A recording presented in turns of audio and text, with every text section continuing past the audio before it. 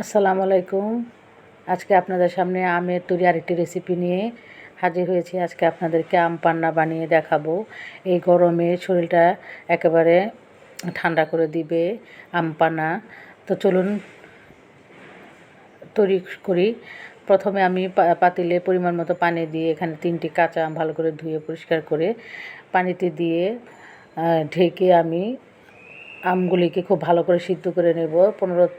10 থেকে 15 মিনিটের মতো সময় লেগেছে আমগুলো সিদ্ধ হতে। তো আমি আমগুলো এখন নামিয়ে ঠান্ডা করে নেব।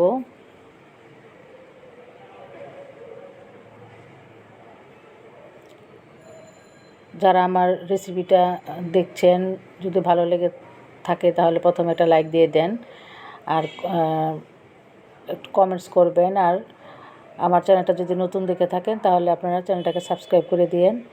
তো আমগুলি ঠান্ডা হয়ে গেছে, এখন আমি সিলে আমের পাল্পগুলিকে বের করে নিচ্ছি। বিচিটা ফেলে দেব। বিচিটা ফেলে দিয়ে শুধু পাল্পটা আলাদা করে নিচ্ছি আমি। আমের পাল্পগুলো আলাদা করা হয়ে গেছে, এখন আমি ব্লেন্ডারের জগে আমের পাল্পগুলি দিয়ে দিচ্ছি। এখন এখানে আমি পরিমাণ মতো চিনি দিয়েছি। চিনিটা আপনাদের স্বাদ অনুযায়ী দিবেন। মিষ্টি বেশি খেলে আপনারা চিনিটা বাড়িয়ে দিবেন। একটা কাঁচামরিচ দিয়ে দিলাম, আর অল্প কয়েকটা পুদিনা পাতা দিয়েছি। এখন একটু এখানে হাফ চামচের মতো জিরা গুঁড়া, 1 চামচের মতো বিট লবণ দিয়ে দিয়েছি, আর পরিমাণ মতো পানি দিয়ে ব্লেন্ডারে আমি খুব ভালো করে ব্লেন্ড করে নিব। আর এখানে আমি নর্মাল লবণও দিয়েছি, সেটা অফ ক্যামেরায়, এটা ভিডিওতে ওঠেনি।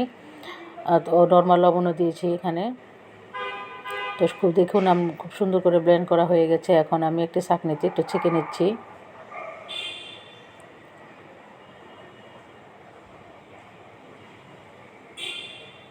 খুব ভালো করে ছেঁকে নিয়েছি, দেখুন একটু ঘন হয়েছে। তো এখন আমি এটা আবার ব্লেন্ডারের জগে ঢেলে নিচ্ছি। এখন যে গ্লাসে আমি আপনাদের ঢেলে দেখাবো, সেই গ্লাসে প্রথমে আমি আগাতে একটু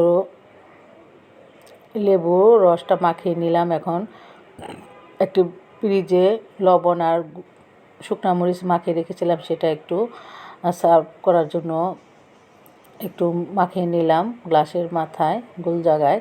এখন আমি 7-8টার মতো বরফ কিউব দিয়েছি। এখন সেই ব্লেন্ড করে রাখা আমের রসটুকু দিয়ে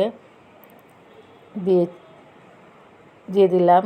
যেহেতু রসটা একটু ঘন, একটু পাতলা খাবো, তাই একটু পানি মিশিয়ে নিলাম, ঠান্ডা পানি। আপনারা যদি একটু ঘন খান তাহলে পানি না মিশালেও চলবে, আর যদি পাতলা খান একটু পানি মিশিয়ে নেবেন। দিয়ে একটু চামচ দিয়ে একটু নেড়ে দিলাম। উপরে পুদিনা পাতা একটু সাজানোর জন্য একটু পুদিনা পাতা দিয়ে দিচ্ছি, দেখার সৌন্দর্যের জন্য। তো তৈরি হয়ে গেল আম পান্না। আশা করি আপনাদের আমার এই আম পান্নার রেসিপিটা ভালো লেগেছে। আমার এই রেসিপিটা যদি ভালো লেগে থাকে তাহলে আপনারা আমার এই রেসিপিটা আপনাদের ফ্রেন্ডদের সাথে শেয়ার করবেন।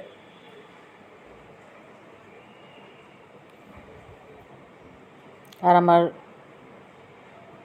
রান্নার রেসিপিগুলো যদি রেগুলার দেখতে চান তাহলে আমার চ্যানেলটাকে অবশ্যই সাবস্ক্রাইব করে দিবেন। তো সবাই ভালো থাকেন, সুস্থ থাকেন। আল্লাহ হাফেজ।